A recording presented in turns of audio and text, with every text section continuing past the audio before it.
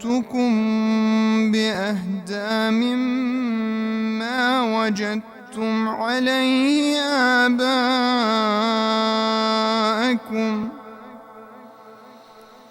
قالوا إنا بما أرسلتم به كافرون فانتقمنا منهم فانظر كيف كان عاقبة المكذبين صدق الله العلي العظيم.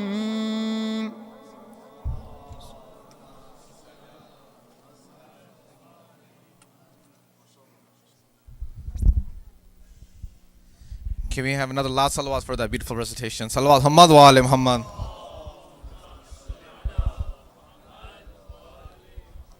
Assalamu alaikum, brothers and sisters.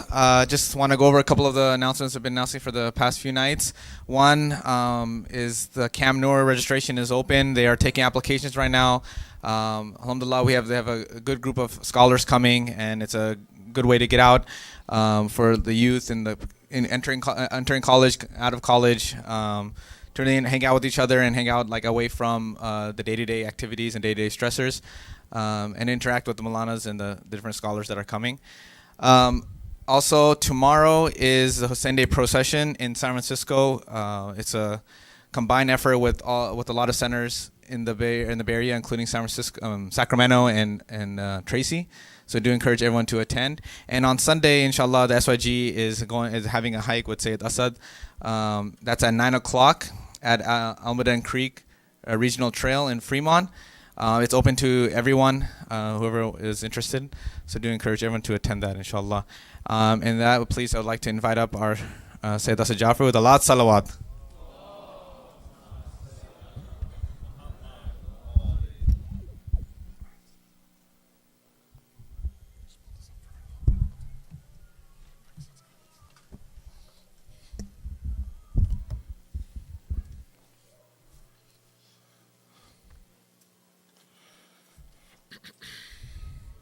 غوص الفطن ثم الصلاة والسلام على أشرف الأنبياء والمرسلين العبد المعيد الرسول المسدد المصطفى الأمجد المحمود الأحمد سيدنا ومولانا أبي القاسم محمد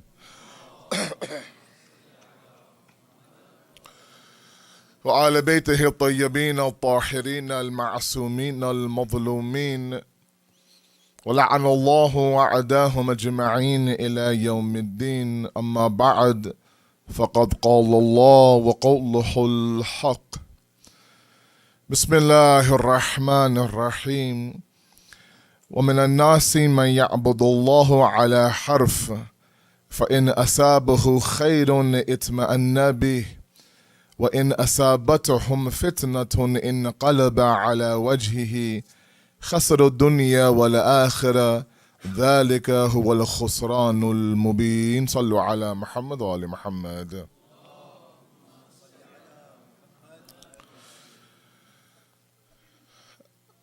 Our discussion yesterday that we began was on absolute submission to Allah subhanahu wa ta'ala. And the premise that we had yesterday was that we live in a very difficult time, a trying time, a time of doubts, a time of fitna and fasad, and a time of oppression, where we are now witnessing, some ulama say, the most oppressive time in all of the history of man. Now, many of us have argued that there have been other forms of oppression in the past as well. We've had world wars, we've had more bodies killed, we've had more blood shed than this time today. Why do the ulama constantly say, and the mara'ij are harping on this point, that this is the most oppressive we've seen the human race become? Is for two reasons. Recite one last salat ala Muhammad wa ali Muhammad, please. And that is this, that number one is the severity of the oppression, and number two are the witnessers of that oppression. The way that we are seeing the oppression right now being carried out, images out of Burma, where these individuals are beheading children, images out of Syria, out of Iraq, out of Afghanistan and Pakistan, out of Yemen, Bahrain, Awamiya, Qatif. These are all images that you all have seen either through your WhatsApp groups or through other means. And we're dealing with, the oppressor of this time that seems to have zero sense of humanity and zero sense of justice. I mean, there was a time where ISIS, for example, would gather the youth of Iraq, the Shia youth of Iraq, and behead them on the day of Eid, videotape that beheading, and send that recording to their respective mothers. That's severe oppression. That type of severity we haven't seen in history. That's on one side. On the other side are the witnessers of the oppression, who have become so desensitized that a beheading of a 6-year-old child now no longer shocks us. There came a time where if somebody was beheaded, if their head was separated from their body, that would make front page news. Now it's buried on page 6. It's everyday news. And so given these two factors, the ulama have said that we live in a very, very difficult time. And as I mentioned last night in my opening premise idea last night was the concept that when we live in such a trying time, our iman is bound to be tested. And when our iman is tested, shaitan's playground now is created. And shaitan trickles inside of our heart. It begins to whisper at us that you are the one that believes in Allah, a merciful Allah. Then where is your God today? How could your God allow this to happen? And mind you, the whole, debate on evil and argument on evil, that's a different discussion altogether. But it is a difficult thing to discuss with a 15, 18-year-old, let's say, who's just learning about Allah to somehow explain to him why God, quote unquote, is allowing, let's say, Yemen and Bahrain to happen. And so what ends up happening is that our submission level to Allah changes. It drops, literally. And we become conditional submitters, not absolute submitters. So taslim mutlaq, taslim muqayyid. There is conditional submission. That's that buffet table that I talk about constantly here whenever I come, where of course we approach the table of Allah and we pick out what we like and we leave what we don't like. Right? As I mentioned yesterday, hijab is okay for me, but music is a point of concern for me. So I wear the hijab, but I listen to music. Or let's say, for example, I can avoid music, but hijab is very difficult. So I don't listen to music, but I don't wear hijab, for example. That is a buffet table. I'll submit to you, Allah, when it comes to music. I won't listen to music. That's easier for me. But hijab is difficult. I can't submit to you. That's conditional submission. And we're trying to establish absolute submission. That in all cases, even if you don't understand why you're doing what you're doing, we still do it. Why? Because we've already said, La ilaha illallah. So these next 3 nights now, we're trying to establish a level of absolute submission. That's what this zamana and this era needs, is a complete submission to Allah. Not conditional, that so long as things are good, I'm good. When things become difficult, I leave you, Allah. And last night, I left you with a verse from Surah Hajj, ayat number 11, which we'll expand more on today. Before that, however, I want to make one point about these gatherings, with your permission. Sallu ala Muhammad wa ali Muhammad.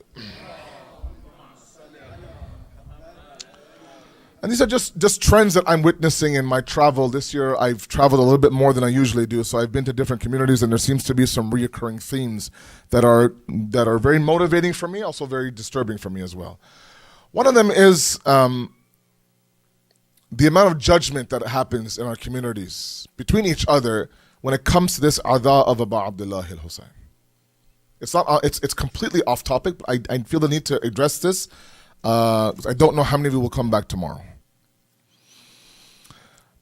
And this is what I see, and maybe I'm wrong, that we label each other as, things like 10-day Shias, or 3-day Shias, or even a 1-day Shia. This guy comes on Ashura, cries for Hussein, then he disappears for another year. Sometimes we see youth, young guys, who haven't been to the center in months, and they decide to show up on a Thursday night, or Friday night, or Saturday night.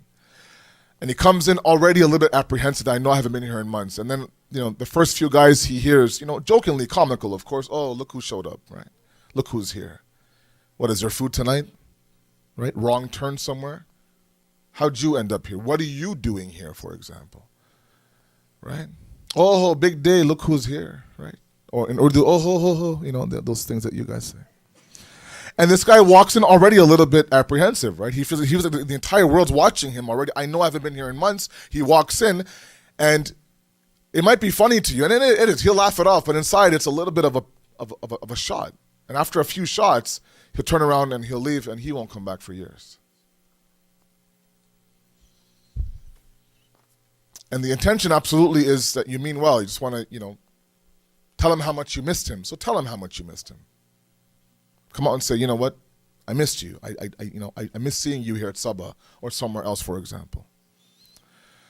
And I'll tell you why that is.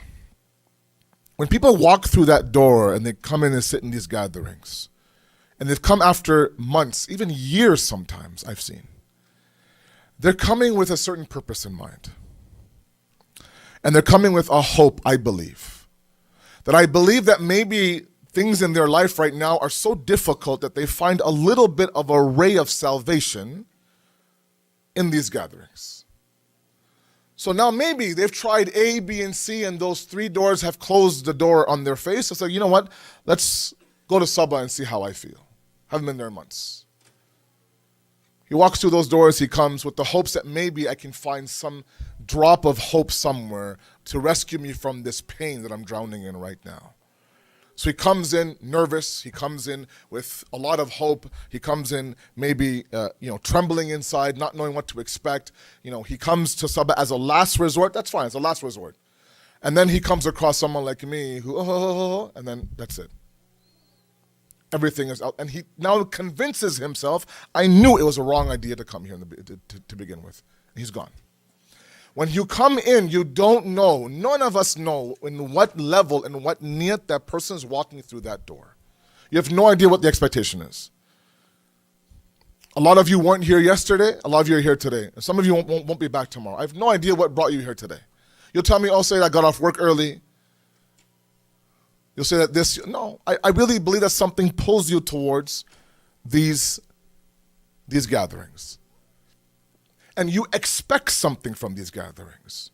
Either it's a feel-good moment, either it's I've done my due this week, either it's whatever the case may be, but you come through that door and you expect something. And everyone's expectation in this room is different. There's some of you who are dragged here, kicking and screaming by your parents.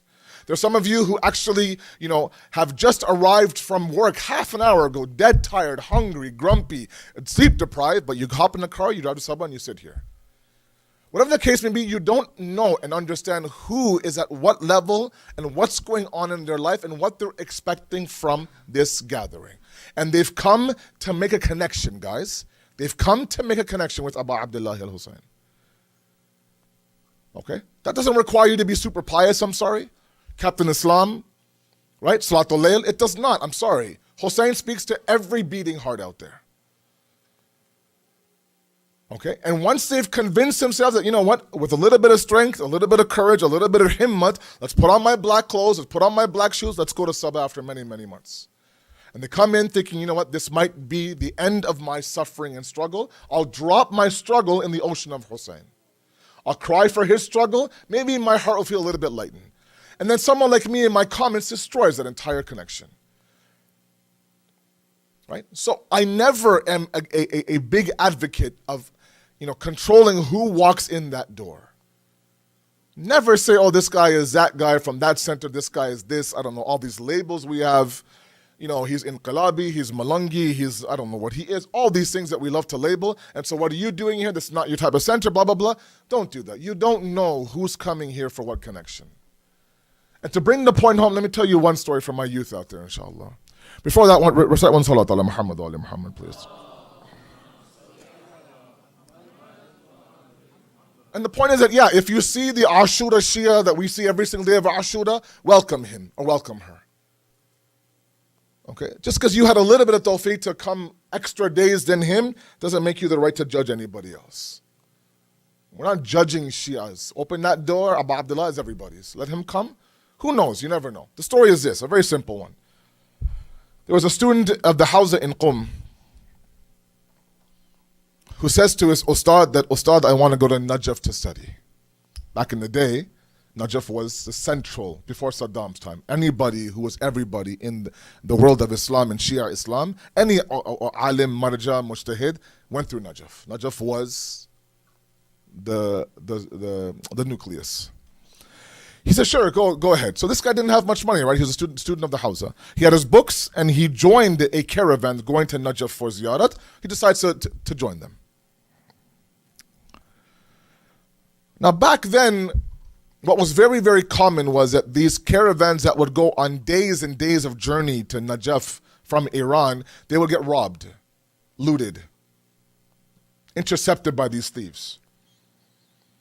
And lo and behold, the caravan that he was part of happened. One night as they stopped over to rest on their way to Najaf, they got robbed.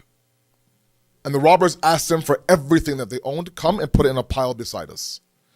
They did that. He came, he brought his books, put it beside him. After they were done, the young man goes to one of the robbers, says, look, with all due respect, in your pile of things you're going to take are my books. My books are old. They're of no value to you. But they are my life right now.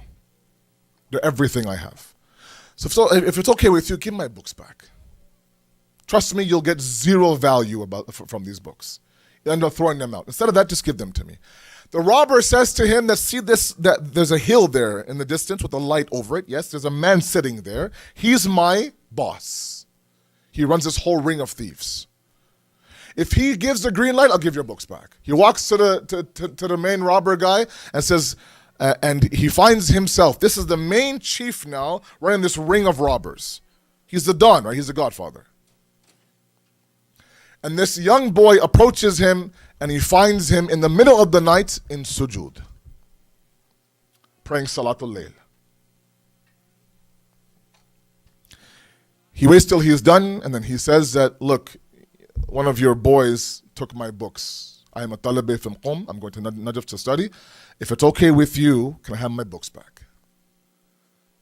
He says, sure. He instructs his robber, give the boys books back. No problem. Before he leaves, the young boy asks the Godfather a question. Says, can I ask you a question? He goes, sure. Because you are the brains behind this whole operation of robbing the Zawar of Amir al-Mu'mineen. Yes, I am. And yet you're praying Salatul Layl. Yes, I am. Can you tell me what that's all about? There seems to be some sort of a disconnect there. He says, I know what I do is wrong. I know that robbing these individuals, I know what I do is wrong, but it is my path. It's my way of making a living. I know that I completely destroy individuals when I take everything that they own as they go towards Amir al-Mu'mineen. That I know. I'm not naive, nor am I delusional to think that what I'm doing is good. This salat that I pray almost every single night is my faint connection to Allah. Sometimes we do that, right? Sometimes we commit X, Y, and Z sin. At the same time, the idea of not doing this one good act, we don't do that. We also do that as well. So we have the sin there, habitual sin, that is, that is a norm in our everyday life. At the same time, of course, we pray salat. We read Quran, let's say, either out of habit, whatever the case may be. The idea of completely leaving that, no, I'm not that bad, Sayyid. Right? I'm not that bad. I do this, no doubt, but I also do this. He says it's a faint connection I have to Allah. Okay, no problem. He leaves, ends up in Najaf, the student, ends up in front of the Wadi of Amir al-Mu'mineen. And while he's praying his salat and reading his ziyarat in front of the Wadi of Amir al-Mu'mineen, he hears a man wailing and crying, the loudest pitch he could hear. Looks over, he sees a man on his knees begging Amir al-Mu'mineen for something. He says, I have to meet this man to see what the problem is. Walks over, and lo and behold, it's the godfather of all the thieves on his knees in front of Wadi of Amir al-Mu'mineen. He says, do you recognize me? He says, no, I don't recognize you. He says, I'm the guy who asked for my books back. He goes, yes, yes, yes. He goes, what are you doing here? You're the godfather of that ring. He says, that faintest connection that I kept with Allah, he goes, yeah. He goes, became a very strong connection to Allah subhanahu wa ta'ala. Through your words, I started to realize that what I was doing was wrong. And the faintness became a very thick, solid line as opposed to a very faint dashed line. And I'm here in front of my Mawla asking for forgiveness. You don't know the slightest, faintest connection to Imam Hussein can convert to a complete path of guidance. It takes, honestly, 5 minutes on this farsh, on this carpet, with the softest of hearts on the day of our Ashura. For some of us, it takes 2 months. For some, it takes a moment. And we have thousands of examples of that momentary spark that converted into light. Now you have this one guy walking in, he has the faintest connection to Imam Hussein. Very, very, very faint. But you never know what that moment that he's there for might turn into. Now, God forbid someone like me, because of my comical and my annoying sense of humor, I say something, and even the faintest connection now is gone. When you do all of that, by what? By judging. Because we think God gave me a little bit more piety than He gave this individual. That needs to stop in our communities. We need to stop judging each other and welcome whoever walks into this building at whatever stage in their life. If it's a guy that you wish was here every single day, then tell him that. You know what? I'm so happy to see you. Hug him and say, I miss you dearly. I miss seeing you in the halls of SABA. I miss praying beside you. I'm so happy to see you. Make him feel like he was missed. Make him feel like he was thought about. Make him feel like, you know what, bro? I prayed for you. And the prayer was that I see you in these halls again and you're here now. Now the faint connection becomes a little bit more solid. And 1 more, 2 more, 3 more visits, and he ends up in Arabain in Karbala. You never know. You never know. I'm sure you have stories of your friends and your cousins like that. So we're not going to close these doors for anybody, nor are we going to turn them away with our, we're not going to do all that. That's going to stop, inshallah. Sallu ala Muhammad wa ala Muhammad.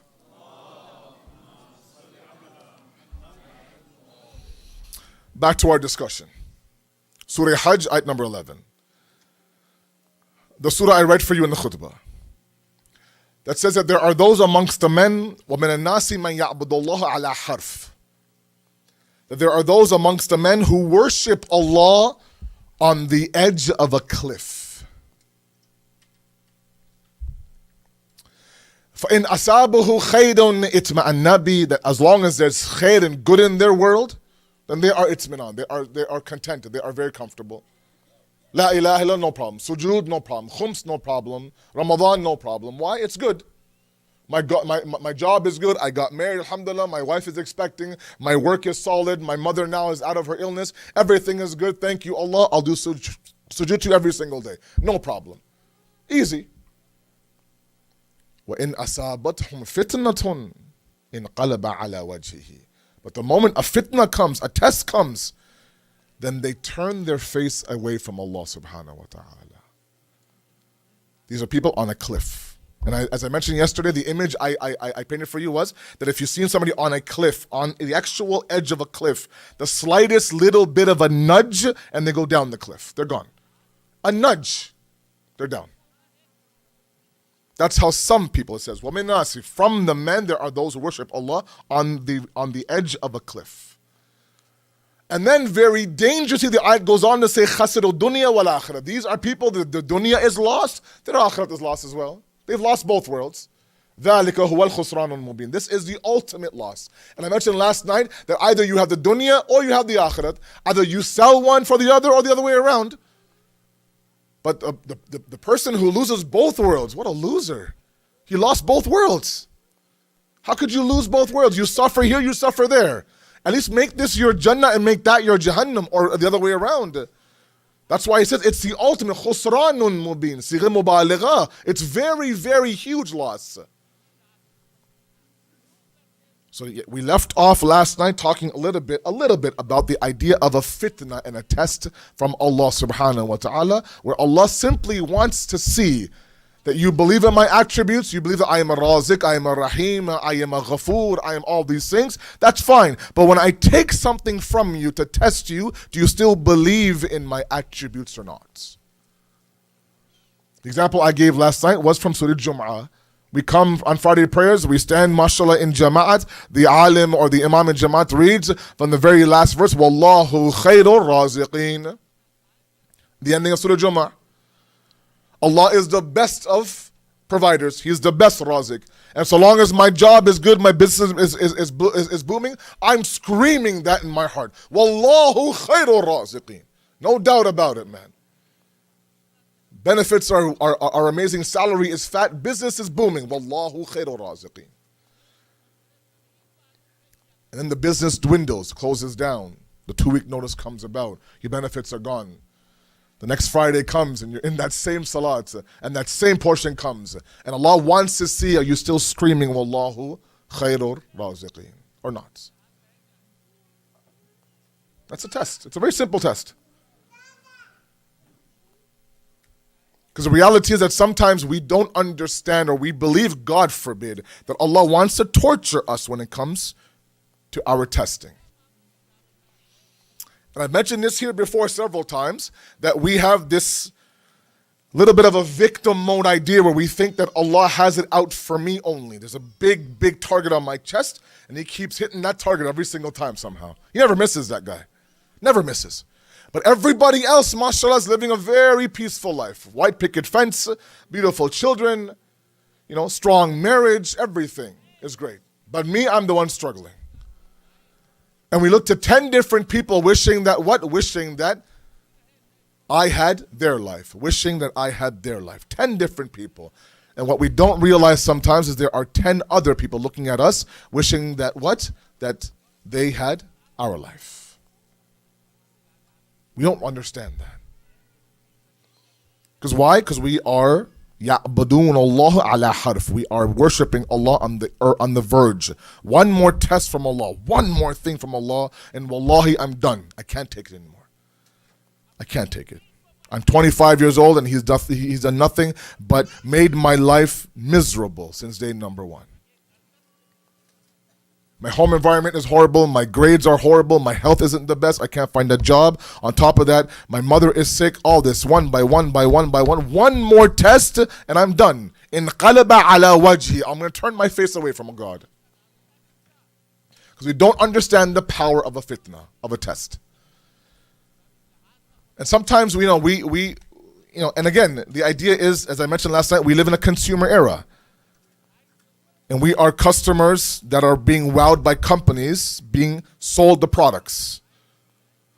You can customize things now, you can ship things now, you can gift wrap them, you can do all these things. And customers know that if you don't please the customer, then you'll be tomorrow's hashtag. Or you'll be tomorrow's horrible rating on Amazon. Or you'll be this, or you'll be that. And so please the customer, please the customer, please the customer. I kid you not, I was in line in Costco, this is a matter of 6 months ago. In line in Costco, in the return line. And we were returning something that we bought. And there's a guy in front of me who had a plant. And the plant was dead. And he says to this customer service rep with a completely straight face that when I bought this plant, it was very much green and alive, but now the plant is dead. There's something wrong with the plant. I want this plant to be returned. Hashtag Costco. And she took it back, man. She took it back. This brother got a full refund. I shook the man's hand. I said, you are my superhero of the day, man. You somehow gave a dead plant back and they took it. Why? Because he's a gold member on Costco. And if you didn't, I'm going to throw a fit. I've seen half-eaten watermelon given back to grocery stores. Why? The other half is sour, the first half was sweet, and they took it. This is the era that we live in. We live in a product era, guys. They throw all sorts of pop-ups at you and banners at you and commercials at you to wow you, to wow you, to wow you, and we are soaking it in. And we should, that's fine, but we apply that to the deen as well. Where now we see Islam as an Amazon.com purchase. And people like me or your parents or your teachers are out there trying to sell you this deen, sell you the product. Come on, buy it. Come on, buy it, please. Trust me, it's good. Trust me, it's good. You'll get this, you'll get that, you'll get this, you'll get that, you'll get this, you'll get that. You're like, okay, I'll try it out. Doesn't work, I'll return it. And we don't understand the concept of the test that comes. Because that's how Allah works. And sometimes we don't even understand the fact that the test could be something greater. I'll give you an example. 2 examples very quickly. Sallu ala Muhammad wa ali Muhammad, please.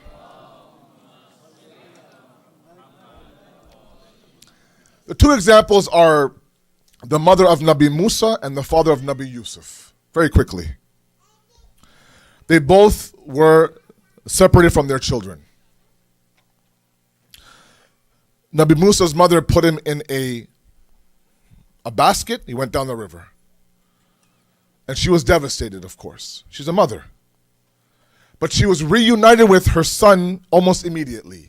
Meaning the hadith says that before it was time for Musa's next feed, she fed him because he would not take milk from anybody else. So she must have prayed. She must have prayed. I mean, I didn't read it, but that's the mother's heart. She must have prayed for his safety, for his well-being, for his protection, and maybe for a reunion with my own son. And Allah within hours made that dua come true. So the duration of that fitna, that test was only a matter of hours. And she was in Fir'aun's castle. That's on one side. Come to Nabi Yaqub. Lost his son in the well. Prayed for his son. Cried for his son until the whiteness of his eyes, the Quran says, is gone. Some say he was blind from crying so much. And did not see his son until years after. Years after. This man cried and cried and cried and cried and cried. Who did? A prophet of Allah cried for his son years after now. They're reunited. But what happened in the process? You guys, all of you know, mashallah, the story of Nabi Yusuf. All of you know it. Very, very quickly. You know that he ended up in jail? In jail, of course, he was told a dream from the king himself. He was able, of course, to tell the individual the actual meaning of the dream. Meaning what? Right now, 7 years of great economy. There'll come a time after the 7 years where the economy will go down. There'll be a drought. There'll be a famine. If you want to fix that to ensure that there's no famine or drought in the next 7 years, save up your excess now to feed when you have nothing. That was his plan. And he tells the king that, oh, by the way, if you want anyone to do this, I can do it for you. He pulls him out of prison and makes him the head of his finances. Yusuf does. Now, I want you to imagine this for a moment. It takes a little bit of a stretch. Please follow me. Now, Nabi Yusuf, because of him being there, he was able to save hundreds of children from dying of famine and torture and war and God knows what. So he was able to save hundreds of fathers from crying over the dead body of their children. On one side, you have one father crying for his son day in and day out for years, but that one father's tears is on one side, and could be hundreds of fathers were saved on the other. So it could be, and I really want my sisters especially to understand this, those of you who are mothers of older children, it could be that your test right now is a sadaqah, a charity for so many other people. Just like Yaqub's was. Allah says, look, I understand that you are upset and I'll bring your son to you in time. But if your son was beside you the whole time, it would have been hundreds of fathers who would have cried like you. The difference was that their sons would have been gone. You're crying knowing full well that your son is alive. So I'll take your tears, I'm paraphrasing, I'll take your tears, but I'm not going to make 100 of these men cry for their sons. We have stories in the communities of young guys in their late 20s and their father passes away, for example. And sometimes, there's a guy that you go to for condolences and he's devastated, he can't even talk to him. There are other people who say, you know what, it's tough. I lost my father at the age of 29, 20, 30, whatever. But see that guy over there? He lost his father when he was 8 years old. 12 years old, 10 years old. He was forced to be a man in his home at the age of 12. He's my inspiration, and he comes to the center every single day. Whenever I see him, he's smiling, he's good, he meets, he greets, everything. So yeah, I have rough days, but when things become unbearable, I look at him and I get a little bit of inspiration. He has no idea I'm doing that, by the way. He's a 12-year-old who might complain inside of his home, how could you take my father away from me when I'm 12? I'm 12, man. I need my father right now. But little does he know that maybe people like me and others are looking to him as inspiration. You won't see that if your iman is on the edge of a cliff. Because all you're waiting for is the slightest little bump and you're gone. You're down. We need to understand that there is sometimes a higher purpose for the problems that you're going through. Now, a lot of you, me included, might say, why does God need to use me to save others? Why can't it be the other way around? Sometimes it is the other way around. We just don't understand that. We don't understand that. Because we are asked to do what? We are asked to be patient to the plan of Allah. I mentioned yesterday that what? Bismillah ar-Rahman ar-Rahim, Alif Lam Mim, ذَلِكَ الْكِتَابَ لَا رَيْبَ فِيهِ هُدًى لِلْمُتَّقِينَ الَّذِينَ يُؤْمِنُونَ بِالْغَيْبِ. The first trait of the muttaqin in Surah Baqarah are those who believe in the unseen. And yes, the unseen could mean Allah, he's metaphysical. It could mean Imam Zamana, he's al-Ghaibat, no doubt. One of the meanings that I found to be beautiful was the belief in the unseen is the belief in God's plan for us. That's also unseen, guys. I mentioned yesterday that God does not come to me, and I don't know if he comes to you or not. Doesn't come to me and say, oh, by the way, I said, what you're going through right now, it'll be okay in 6 months. You'll be fine. You'll be fine. Your wife isn't pregnant yet, but give me about 7 months and I'll give you a nice baby boy. Just hang in there. He doesn't tell me that. I have no idea. I'm asked to be patient. I'm asked to be patient. I'm asked to be patient. Meanwhile, I have no idea what the plan is. I have nothing, no clue, not a hint as to what God has in store for me. And you're asked to do what? Believe in the unseen. God's plan for us is the unseen. And that's the first trait of the pious. Before salat, before zakat, before hajj, before anything else, is belief in this unseen. And that's very difficult. It's not easy. Especially when you are in the eye of the storm, because when it rains, it pours, as they say. You lose one, and then 10 more things collapse on top of you. You're like, okay, I'll be patient, fine. And you're asked by people who are annoying like me, oh, by the way, sabr, my brother, sabr. Like, okay. Sabr, patience. Fine. I have no choice. This is why Imam Jafar as-Sadiq, alayhi salatu wassalam, Allahumma salli ala. He says this hadith, and I want you guys to understand this hadith very, very well, inshallah.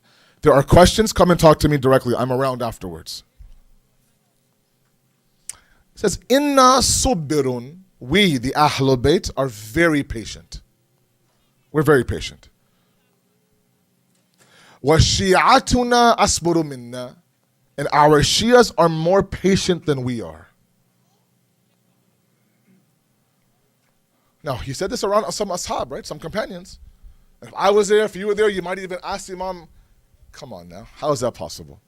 How is it possible that you claim that your Shias are more patient than you? He answers in a very beautiful way. He says, Nasburu alama na'alamu. We are patient because we have knowledge. وَشِيعَتُنَا يَصْبُرُونَ عَلَى مَا لَا يَعْلَمُونَ. They're patient despite the fact that they have no knowledge of what will follow their patience. They have no idea. They're blind to it. They don't know what will happen tomorrow. They have no idea what's going to happen. A mother has a daughter at home, and her daughter's friends are getting married, her daughter's cousins are getting married, her daughter's sister is getting married, everybody around her is getting married, and the mother is just waiting for that phone to ring, waiting for that door to knock, waiting for someone to call and say, look, I found you a beautiful boy in London, for example. He has a nice British accent. Because nowadays, it's all about the look, right? How you sound and how you look, especially on the mimbar. Khair, inshallah. That's a different discussion altogether.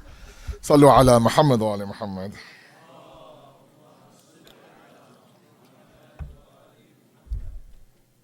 Different topic altogether, inshallah. And so what does she ask to do? You know, she goes around and she kind of drops off hints, we're looking for her, keep her in mind, keep her du'as in mind. And every day that goes, every time there's an announcement of an engagement, she's happy on the inside, but a drop of her drops on the inside. And then there comes a moment where somebody calls her and says, I think I found a good boy for your daughter. The process starts, there's a couple of conversations, the family comes over, blah, blah, blah, everything seems to be going well, and then all of a sudden it breaks off for whatever reason. Either he didn't like it, or she didn't like it, whatever the case may be. It happens all the time. And her hope rises, the mother, it's a mother's heart, right? It's the softest thing in the world, is a mother's heart. It rises, and then the moment that the next day everything kind of falls again, it drops again, that heart.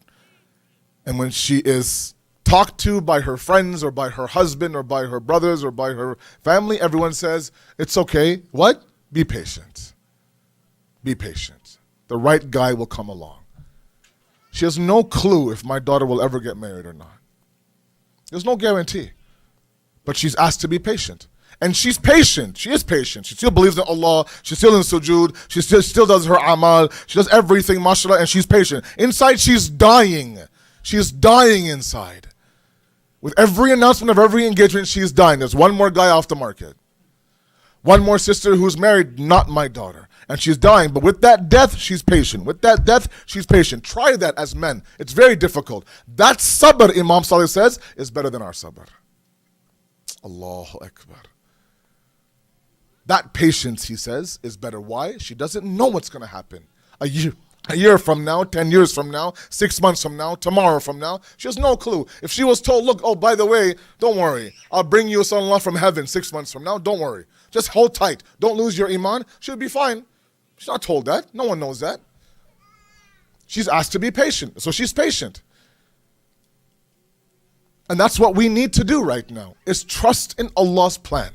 Because the reality is that Allah will sit there and tell you, and if He does, what answer will we give? That when have I ever let you believe anything else other than the fact that I love you and love you dearly? When have you asked for something and I haven't given it to you?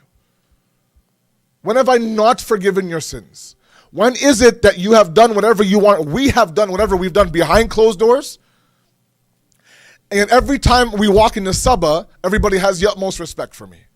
Why? Because I've hidden those sins from the eyes of the people around you.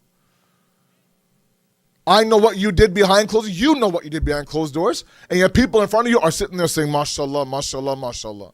Respect upon respect upon. That respect I gave you. I gave you that respect. So now you're questioning whether or not you should submit to me or not? Now it's conditional. Do I deserve that? If Allah ever questions us like that, what answer can we give Him? Then no, Allah, you proved to me that you weren't worthy, God forbid, of submission. You're not worthy of this. Everybody else is. And the reality is that the first thing we need to do for complete submission is to remove the idols from our hearts. Remove the modern day idols from our hearts. La ilaha illallah is a negation and then a first proclamation. You first negate all the ilahs inside of your heart, all the small g gods, the idols one by one inside of your heart, be it money or be it fame or be it fortune or be it love or be it whatever the case may be. All of that is inside your heart. That goes removed one by one. And then you go, illallah. You look at, for example, in history, when the Prophet of Allah entered Mecca, when he conquered Mecca. And he walked in with Amir al-Mu'mineen and all of his companions. And the first thing they did was they went to the Kaaba and symbolically now, him and Imam Ali went together and destroyed the idols one by one from inside the Kaaba. Removed the idols, completely destroyed them one by one. And then once that was all cleaned out, then worship of the Kaaba began. We need to do the exact same thing inside of our hearts. And that means that you really need to understand, where is my attachment in this dunya? I talked about that last night, between body and soul. I said Shaitan's biggest mistake was he saw us as nothing but clay. وَخَلَقْتُهُ مِنْ طِينٍ. And he was from clay. I am from fire. He didn't see us as soul. And so if we continue to see ourselves as body, then we'll be just like Shaitan. Sallu ala Muhammad wa ali Muhammad. So we are going to completely submit to Allah in all states. Whether we have, mashallah, a secure job, wallahu khairul raziqeen, or we are searching for a job and we're getting no hits, wallahu khairul raziqeen. Whether all of our family members are, mashallah, very healthy, everyone's doing well, all the tests are passed, the kids are doing well, everything. Ya man ismuhu dawa wa dhikruhu shifa. Absolutely, every Thursday we believe that. And then, God forbid, somebody gets diagnosed with a terminal illness, we still say, wa dhikruhu shifa every Thursday, with the utmost yaqeen. And part of that has to be for us to sometimes go back and revisit our relationship with Allah subhanahu wa ta'ala. How are we with God?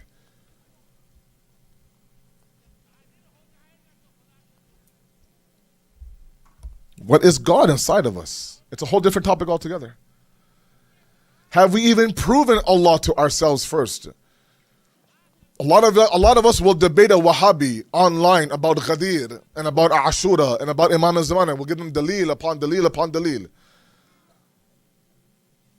But if an atheist comes to us and says, prove God to me, we're stuck. We're stuck. Why is that? The root of all guidance is the idea of understanding Allah. The root of all misguidance is also not understanding Allah. You ask these ISIS, Daesh, Wahhabi, Takfiri guys who are doing this dhulm, and they'll actually tell you, I'm doing it to please Allah subhanahu wa ta'ala. Because they believe that they're going to see Him on the Day of Judgment. They're going to see Him. Sitting on His throne, mashallah, right? And they'll hear His voice, and they'll see His eyes, and they'll see His hands, and all this of Ain Allah and Yadullah, all these things are literal in their world. And all of this gumrahi and misguidance from ISIS and Daesh and Takfiri goes from an incorrect understanding of Allah. That's where it begins, guys. That's where it begins. So when's the last time that we, and I'm with you on this one, when's the last time that we did any reading on the existence of God beyond grade 5 Sunday school? We were told God is one, God is one, God is one. Allah ek, Allah ek, Allah ek in Urdu. From when we were a kid, that Allah ek stays with us until we are, mashallah, 85 years old. There's no sort of reading. And there are ample proofs out there. Ample proofs out there. And part of it is because we are, no doubt, we live in an era of questions. And one thing I love about this millennial generation is you guys ask questions, man. You guys look me straight in the eye and ask me questions. Questions that your parents would turn red from embarrassment of. Questions that your parents' generation didn't have the courage to ask the alim of their time. Because that wasn't the culture back then. Don't question the alim. Don't ask him a question. He says something, just quietly accept it and move on. If you ask him a question, he's going to slap you across your face in front of your father. And then I'm going to take you home and slap you again across your face because you embarrassed me. In this day and age, that doesn't exist. And it's a beautiful trait of this generation. You guys will WhatsApp me, you'll Telegram me, you'll email me, you'll tweet me, you'll do everything. Somehow get in touch. If I don't reply to one, you'll send me the same question over 5 different platforms. Maybe one of them he'll answer. And it's a beautiful thing. But, this is where you guys won't like me now. If you're going to ask the question, accept the answer. Accept the answer. You know, back then during our 5th and 6th Imams times, atheists would come to their door asking them for questions. How do you prove this about Allah? They would give them a very simple answer, and based on that simple answer, this atheist would submit to Allah on the spot. That's all it took. In today's youth, you spend 3 hours giving him proofs, and he'll think about it, he'll tell me. I'll get back to you on that one. Let me sleep on it, as they say. And so this ego kicks in. Almost, because you've read maybe a page of a book or even a volume of a book maybe. That's why it's really important that if you want to clear up any doubts, my last point then Masaib, clear up any doubts, and part of the problem of this era, it is an era of doubts, of doubts. Especially when you see so many different ideologies in Islam that present themselves to be Muslim, and if you don't have the right worldview, it's very confusing, man. Very confusing. You know, when you see Iran after Saudi, and Saudi after Qatar, and Qatar after Syria, and Syria after whoever, and this and that, and these are all supposedly Muslim groups. You're like, I don't understand. What do I do here? How do I explain to a Christian guy, Bob, my neighbor, that, you guys really hate each other, don't you? You guys are, and you have a 15-year-old who's just trying to scratch the surface, trying to understand what's going on. So there's doubt. There's lots of doubt. And there should be doubt. And let me also make this one point while I'm here. Sallu ala Muhammad wa ala Muhammad.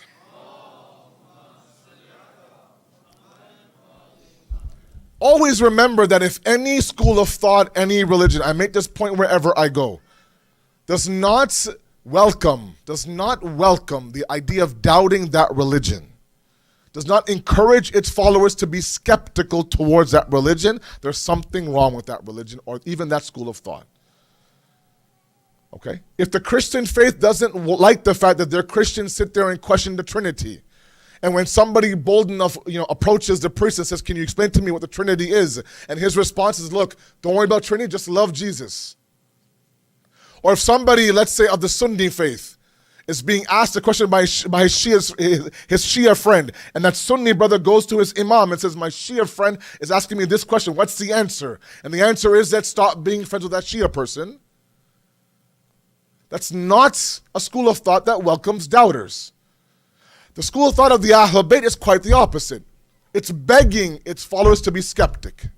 It's begging you to doubt your religion. Please question it. Don't accept it blindly. It has so much confidence in its own madhab to know that when you question and go here, here, here for the answer, you'll end up at the exact same door for the answer.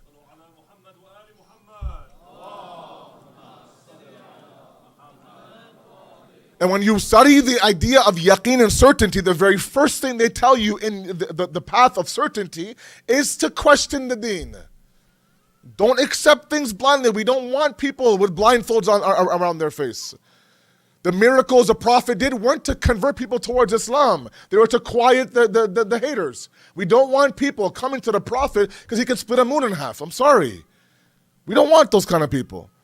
We want people to come in the deen, absolutely understand at the intellectual level that this deen makes sense. But once now you've entered the circle of La ilaha illallah, it's complete submission, guys. Whether you understand what you're doing or not is not a prerequisite to submit to Allah subhanahu wa ta'ala. Convince me, Malana, convince me. Please tell me, give me your proofs, Malana. Quote this philosopher or quote this mystic, mashallah. And then, inshallah, I will submit. Okay, Your Highness, no problem. At the age of 16, I'll do it. No problem. That's not blind faith. Understanding Allah is on an intellectual basis. Taqleed is haram for the usul deen. You don't believe in Allah because your marja says so. That's haram. Why? Because the deen wants you to step into the circle of La ilaha illallah with the intellect, with the reason. Now, once that happens, the perennial leap of faith has to follow. Where yes, there are some things that you won't understand, but what you do understand is that Allah now is the source of my ultimate worship. So partial and conditional submission will not fly in the world of Allah. Okay? Now right now, Ayman's guarding the door right now for me, mashallah. He's my security guard. There are kids who will go in the hall, out the hall, in the hall, out the hall, in the hall, out the hall. The same kid within half an hour, and until Ayman grabs him by the throat, inshallah. And says, look, either you are in the hall or you're outside the hall. But you can't be outside the hall and outside and inside the hall. Either pick one. The deen says the exact same thing. Either you're in the deen or you're out of the deen. You can't pick and choose what you want. You can't be 1 foot inside the marriage and 1 foot outside the marriage. If the marriage stinks, I'm out. If the deen stinks, I'm out. Sorry. If you've convinced yourself intellectually that Allah is that ma'bud that's worthy of worship, complete submission must follow, whether you understand or not. Sallu ala Muhammad wa ala Muhammad. That has to be the journey. And if you are stuck somewhere, if we're stuck, I'm with you. If we're stuck, then we are stuck at the level that we haven't quite convinced ourselves that Allah is that ma'bud, is that individual worthy of worship. One last point, Masai. I teach my Sunday school class sometimes in Toronto. And this year I took on the small kids. I took them on. These kids are brutal sometimes. The 10-year-old, 11-year-old, oh man. They'll make you cry in front of them.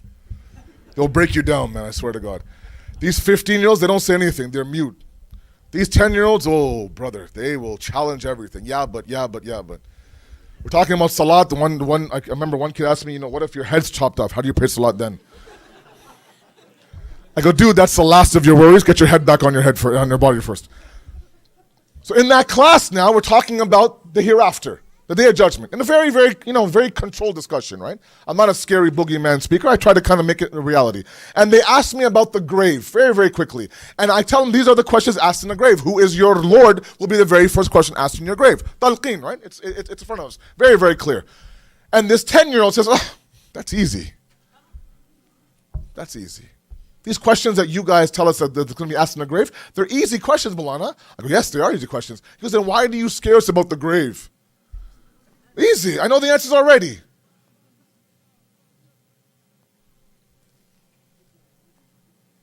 We have hadith that says that it will take some individuals in the grave 700 years to answer the question, who is your Lord? 700 years to answer the question, who is your Lord? And that comes because we haven't convinced ourselves who our Lord is. And in this day and age where ilm is now on your fingertips, literally, it's a shame. In this day and age where you have ulama who are engaged and available and who actually appreciate and are looking for people to come and talk about these things, it's a shame that you're still rocky about Allah. So first, the first step is examine who God is inside of you. If He is, with all due respect to God, a genie in a bottle that when I want my wishes, I ask Him. He is an avenue that I'll believe in you so long as khair is happening. It's ma'an nabi as the hadith says, as the ayat says. Or is He my ma'bud in every state, ala kulli hal, every situation? You need to understand what is happening there. And that requires some self-examination. Go back to the basics, inshallah. Because like I said last night, these days of Arba'in are upon us. And these are very, very difficult days for the family of Imam Hussein. Very difficult days for the family of Imam Hussein. And I think we underestimate how difficult it is for our fourth Imam, Imam Sajjad, to take this caravan from Karbala to Kufa, Kufa to Sham, Sham back to Karbala, back to Medina. In the state that we saw them in. Tied up as prisoners. The moment that they wanted to cry for their loved ones, they would be whipped. Children falling off the camels one by one. And nobody stopping to pick them up. The scarcity of food and water. In a journey that is from northern Iraq all the way to Syria. It's a very long distance. If you do the calculation, it's a 14-day journey. If you're on the camel for 12 hours a day and at night you rest, in that heat where Imam Sajjad is shackled around his neck, around his hands, around his feet. When Imam Hussein was done burying his 6-month-old Ali Asghar, him and Zainab went to the tent of Imam Sajjad. And Imam Sajjad was so ill that he was falling in and out of consciousness. Imam Hussein went to say his final goodbyes and pass on the imamah to our fourth Imam. The book said that when he woke up, his son, the fourth Imam, looked at Imam Hussein and they say he couldn't recognize his own father. That from head to toe he had 200 plus scars, the blood of Ali Asghar on his face, his beard had turned white, his back was bent. And Imam Sajjad looked up to Imam Hussein and says, Baba, aina Habib, Baba? Where is Habib? Ya bunayya qad qutil, he's been killed. Ya abata, aina akhiyun aliyun akbar? Where is my brother Ali Akbar? Ya bunayya qad qutil. And then he says, Ya Baba, aina Abul Fazl al-Abbas? Where is Abbas, Baba? How could you be in the state when Abul Fazl al-Abbas is right beside you? He says, Ya bunayya qad qutil. Just know that besides you and besides me, there's no other men in this qafilah. They say Imam Sajjad put his elbows on the ground, asked Zainab to pass me my sword and pass me my cane. Why, Sajjad? I'll use my cane to help myself up. I'll use my sword to defend my father. Imam Hussein says, no, my son. This is my test on the day of Ashura. Your Ashura will begin after I'm gone. You'll take these women as prisoners from Karbala to Kufa, Kufa to Sham. The most difficult time, when Imam Sajjad was asked, what was the most difficult time in your journey? It wasn't Asri Ashur. It wasn't Ali Akbar. It wasn't Abul Fazl Abbas. Nothing to do with the plains of Karbala. He would say, Sham, Sham, Sham. There came a moment, he says, that we are there in the courtyard of Yazid, 700 men, and me and these women right in the middle, all these non-mahram men looking at my Zainab, looking at my Sakina, looking at my Kulthum, and then Yazid walks in, and Yazid is handed a box. In that box is the head of Imam Hussein. Imam Sajjad says, I saw with my own eyes this Yazid Mal'oon take a stick and begin to beat the face of my father, and begin to hit the teeth of my father, and begin to strike the cheeks of my father, until one man stood up and said, Yazid, I saw with my own eyes that those very cheeks that you are hitting right now, Rasulullah used to kiss himself. Imam Sajjad, in his very last breath in these days, look at the dedication of Imam Sajjad. He would cry at every step of the way. These are the days for us to remember Imam Sajjad. Every step of the way. Even at the last moments when the doctor comes and informs our fifth Imam that your father is very ill. If I were you, I would make him rest. Lie down on the bed. Let him rest. And every single time the children of Imam Sajjad will try to get him on the bed, he would say, no, put me on the ground. And then they would lay a mattress on there. He would say, no, remove the mattress. They would lay a carpet, remove the carpet. They would lay a very thin straw mat. He would say, remove everything. I want to lay down on the ground. Say, why, Baba? The doctor said for you to lay on the bed. He says, you weren't there the day of Ashura. You didn't see what I saw. My father was killed on the Khak of Karbala. The last few days of his life, Imam Muhammad Baqir narrates, I was holding my father. I was hugging my father. My father's head was on my chest. My father's head was on my chest. And the more I hugged him, the more he cried. The more I hugged him, the more he cried. I said, Baba, is there pain somewhere, Baba? Am I doing something wrong, Baba? Why do you cry like this? He continues to cry, and he says, Ya Bunayya, I'm leaving this world, and my head is on your chest, but my Baba Hussein on the day of Ashura, Shimr ala jalis sadr al-Hussein. Shimr was on the chest of Hussein.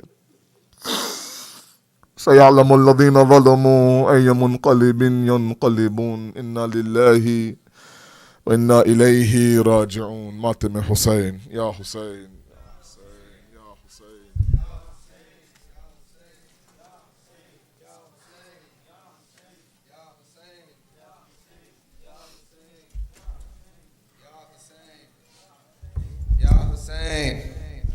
Ya Hussein, Ya Hussein, Ya Hussein, Ya Hussein, Ya Hussein. Qasim, Qasim, Qasim, Shaheed. Qasim, Qasim, Qasim, Shaheed. Qasim, Qasim, Qasim, Shaheed. Qasim, Qasim, Qasim, Shaheed. Qasim, Qasim, Qasim, Shaheed. Qasim, Qasim, Qasim, Shaheed. Qasim, Qasim, Qasim, Shaheed. Qasim, Qasim, Qasim, Shaheed. Oh, Uncle Shining Moon, let me look one more time. Let me look at your eyes. Let me look at your face, pride and joy of Hassan. See how your uncle cries.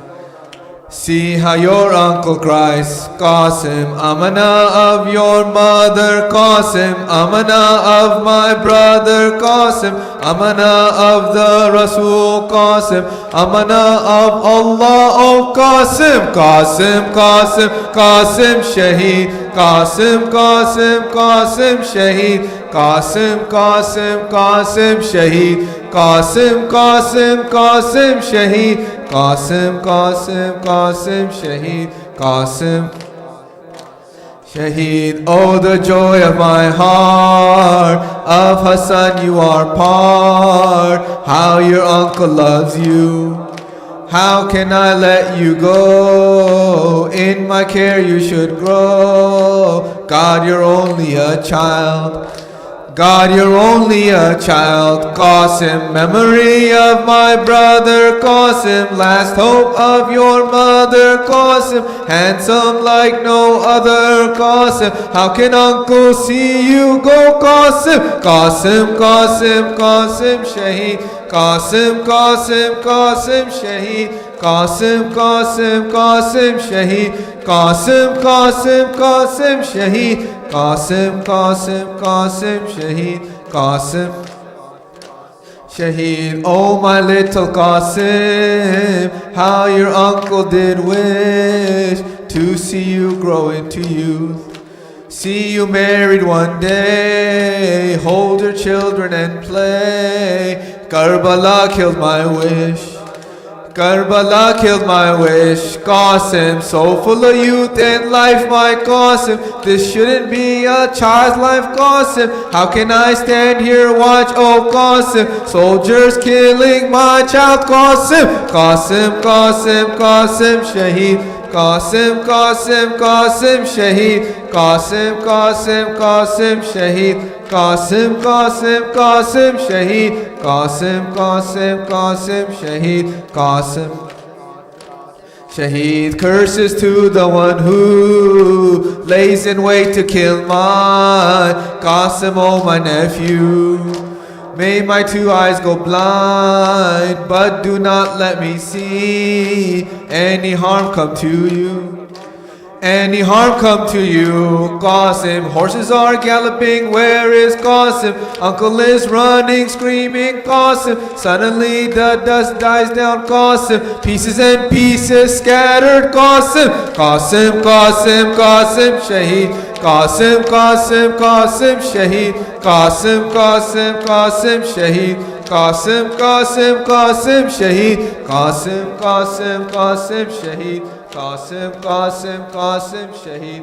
Qasim, Qasim, Qasim Shaheed.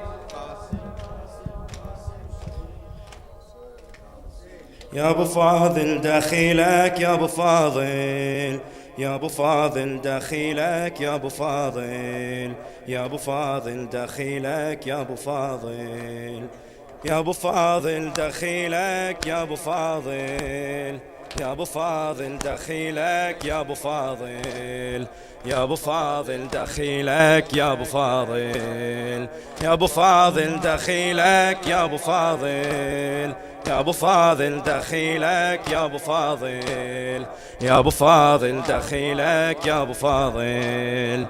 ابو فاضل قلب سيفه وعقل صار شفرته، الخشن وجهه من يطب الارقى طهل طبته، 5 و7 تبع فوقه وتشوي قامت قبضته، فروا وافترت دنيا وجيش دار مشمرته، والزنود بغيظ طفوها ودون حيهم جفوف ابو فاضل دخينا، والزنود بغيظ طفوها ودون حيهم جفوف ابو فاضل دخينا. صارت العطلابه يقام شد عصابه، صارت العطلابه يقام شد عصابه، يا ابو فاضل دخيلك يا ابو فاضل، يا ابو فاضل دخيلك يا ابو فاضل، يا ابو فاضل دخيلك يا ابو فاضل، يا ابو فاضل دخيلك يا ابو فاضل، يا ابو فاضل دخيلك يا ابو فاضل. ابو فاضل قلب سيفه وعقصاره جفرته، الخشن وجهه من يطبل ارقطها للطبته، 5 و7 تبع فوقه وتشوي قام قبضته، فروا وافترت دنيا وجيش دار مشمرته، والزنود بغيظ طافها ودون حيهم جفوف ابو فاضل داخنا، والزنود بغيظ طافها ودون حيهم جفوف ابو فاضل داخنا، صارت الاطلابه يقام شد عصابه، صارت الاطلابه يقام شد عصابه، يا ابو فاضل دخيلك يا ابو فاضل، يا ابو فاضل دخيلك يا ابو فاضل، يا ابو فاضل دخيلك يا ابو فاضل، يا ابو فاضل دخيلك، ابو فاضل دخيلك. الناس أركته أرقن عيونه وتبسم شربه يرف اللوه، طوية السل على صيده على المهر ساقنتوه، أرقن عيونه وتبسم شربه يرف اللوه، طوية السل على صيده على المهر ساقنتوه، نفخ بيها وعوره وعظم آدمهم تشوه، يا أبو فاضل هو حيدر الله خالقهم سوى، يا أبو فاضل هو حيدر الله خالقهم سوى، يا أبو فاضل هو حيدر الله خالقهم. حيهم العباس طب وادي السبع راح يشنع باب هل ما ينشلع، حيهم العباس طب وادي السبع راح يشنع باب هل ما زلمة الله وشالها القاعته بخيالها، زلمة الله وشالها القاعته بخيالها، يا أبو فاضل دخيلك يا أبو فاضل، يا أبو فاضل دخيلك يا أبو فاضل، يا أبو فاضل دخيلك، يا أبو فاضل دخيلك يا أبو فاضل، يا أبو فاضل دخيلك يا أبو فاضل. الناس أركته أرقن عيونه وتبسم شربه يرف اللوه، طوية السل على صيده على المهر ساقنطوه، نفخ بيها وعوره وعظم آدمهم شوه، يا أبو فاضل هو حيدر الله خالقهم سوى، يا أبو فاضل هو حيدر الله خالقهم. حيهم العباس طب وادي السبع راح يشنع باب هل ما ينشلع، حيهم العباس طب وادي السبع راح يشنع باب هل ما زلمة الله وشالها القاعته بخيالها، زلمة الله وشالها القاعته بخيالها، يا أبو فاضل دخيلك يا أبو فاضل، يا أبو فاضل دخيلك يا أبو فاضل، يا أبو فاضل دخيلك يا أبو فاضل، يا أبو فاضل دخيلك، يا أبو فاضل دخيلك يا أبو فاضل.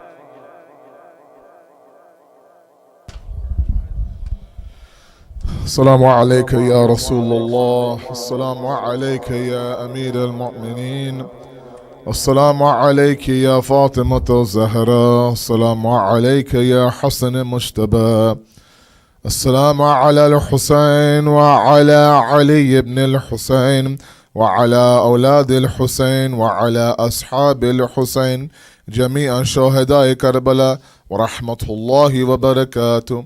السلام عليك يا غريب الغرباء سلطان بالحسن يا علي بن موسى الرضا، كن شفينا وشفي والدينا في يوم الجزاء ورحمة الله وبركاته. السلام عليك يا صاحب العصر والزمان، السلام عليك يا شريك القرآن، السلام عليكم يا مزهر الإيمان عجل الله تعالى فرجه، السلام عليكم يا أهل بيت النبوة جميعا ورحمة الله وبركاته.